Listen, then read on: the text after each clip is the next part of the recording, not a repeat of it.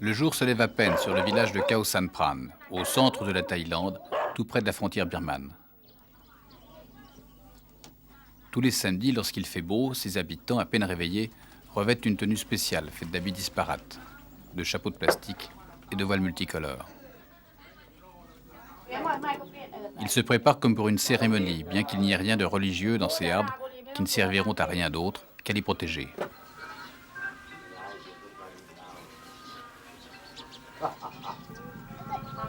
Les femmes sont les plus nombreuses.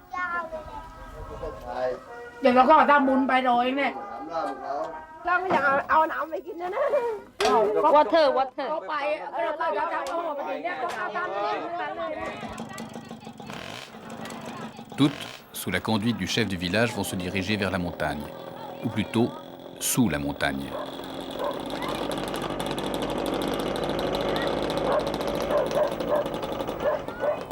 Cette région de Thaïlande est faite de courtes plaines et de collines escarpées, pointues. C'est sous l'une d'entre elles que se dirige le groupe.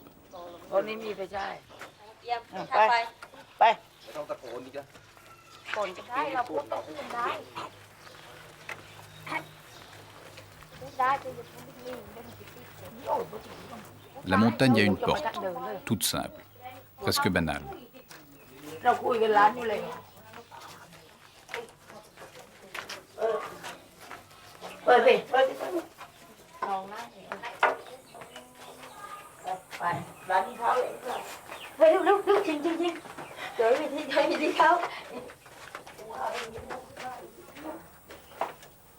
Derrière, c'est d'abord un souterrain, obscur. Quelques centaines de mètres de tunnels taillés dans le rocher qu'il faut franchir avant d'entendre les premiers cris, avant de sentir les premières odeurs, ou plutôt la puanteur.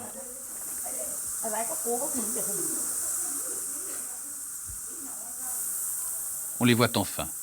Elles sont des millions qui vibrillonnent sans cesse tandis que la troupe dépasse les premiers éboulis de pierre.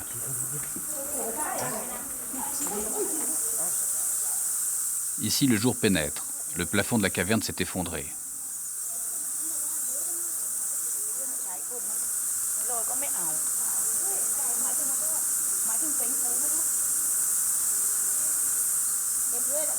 Le soleil touche parfois le sol, un sol couvert de déjections qui tombent en pluie fine. Ce sont des crottes, de minuscules fientes, car là-haut, des milliers, des centaines de milliers de chauves-souris s'accrochent aux parois.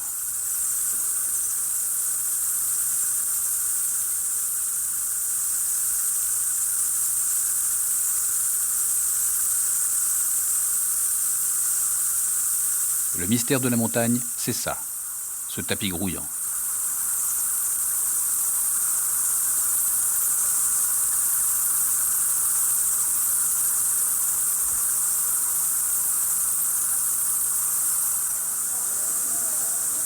Et son trésor, ce sont les crottes. Des crottes précieuses car elles constituent un bon engrais, un fertiliseur de première qualité, un cadeau de la nature, ni répugnant, ni repoussant, quand il s'agit de gagner sa vie.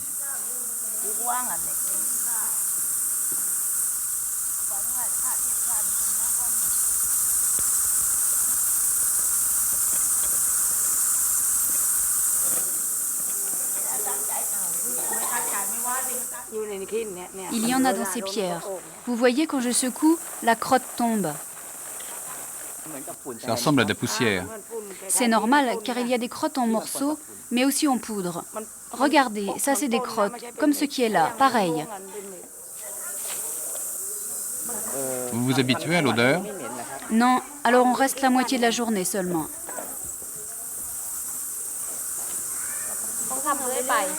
On fait ça parce qu'il n'y a pas autre chose. Pas d'autre emploi stable. On n'a pas le choix.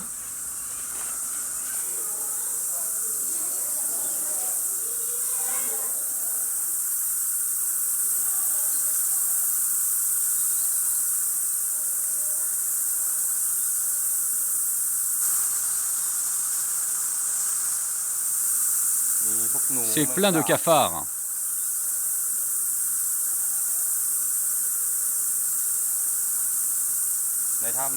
Plein de nids de cafards. Mais c'est pas dangereux. On n'a pas de maladie. Après une demi-journée, que les sacs soient pleins ou vides, les femmes regagnent la lumière.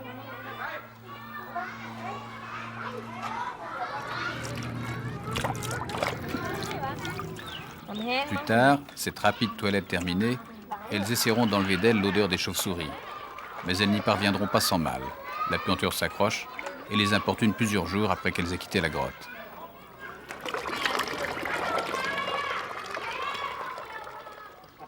Les ramasseurs sont des salariés payés à la tâche. La montagne sous laquelle se cache la caverne est la propriété d'un monastère. Les moines ordonnent la collecte et revendent ensuite les crottes pour leur propre compte. Ils utilisent l'argent pour embellir les temples et nourrir les animaux. Cette exploitation est récente.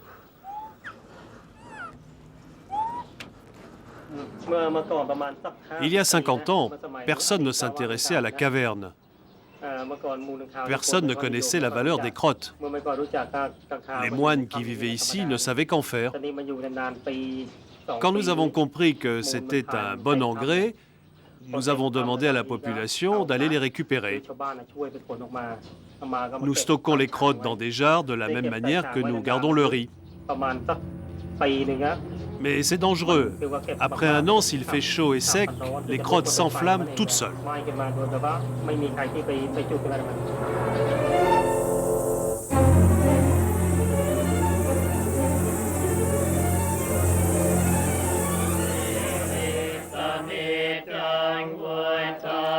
Moines et villageois prient souvent ensemble. Unis par la même foi, unis aussi par les chauves-souris, par cet étrange voisinage avec le mystère.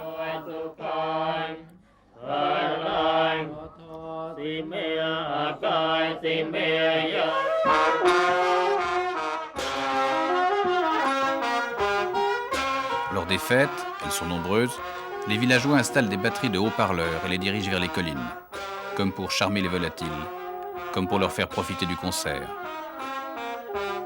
Les chauves-souris apportent ici bien-être et sécurité, on ne les craint pas, bien au contraire.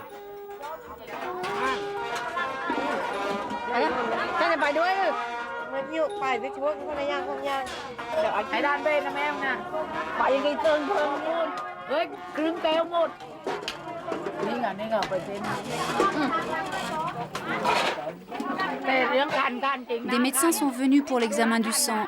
On n'a jamais eu les résultats, mais personne n'est malade. Quelquefois, ça nous gratte. C'est pas vrai que ça nous gratte? On se gratte jusqu'à s'abîmer la peau, surtout quand on se déshabille.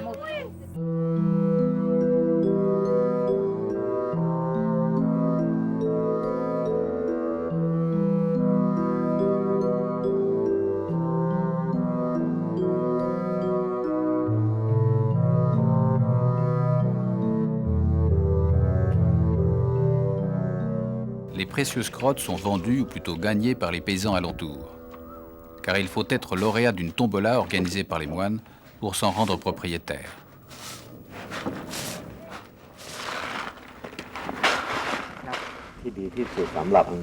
C'est un bon engrais, mais c'est surtout bon pour le raisin.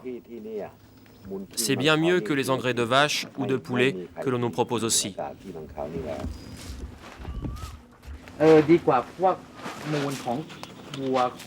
C'est votre stock pour l'année? Non, ça c'est ce que j'ai gagné à la dernière tombola. Mais il va falloir que j'en rachète à des revendeurs, parce que c'est pas suffisant. À la fin de la journée, un sifflement perce le silence de la montagne. C'est l'heure, la même depuis des siècles. Environ 18 heures, les variations très faibles dépendent de la température et un peu de la luminosité. Les chauves-souris partent par le trou de la grande caverne. C'est d'abord un mince filet, puis elle semble projetée dans les airs, comme le contenu d'un tuyau tout juste branché.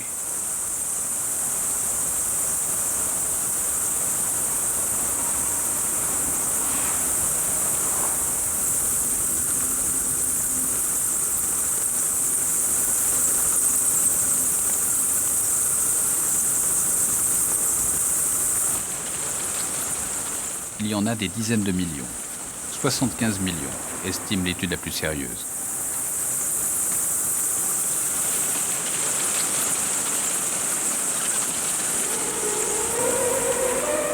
L'incroyable flot va couler pendant 1h30.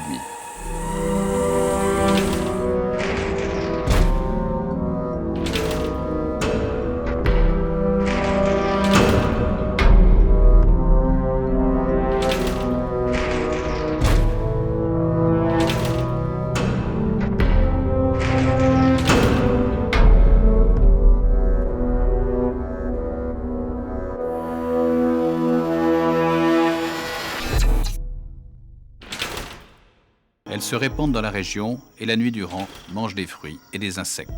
Elles n'attaquent jamais ni humain ni animal.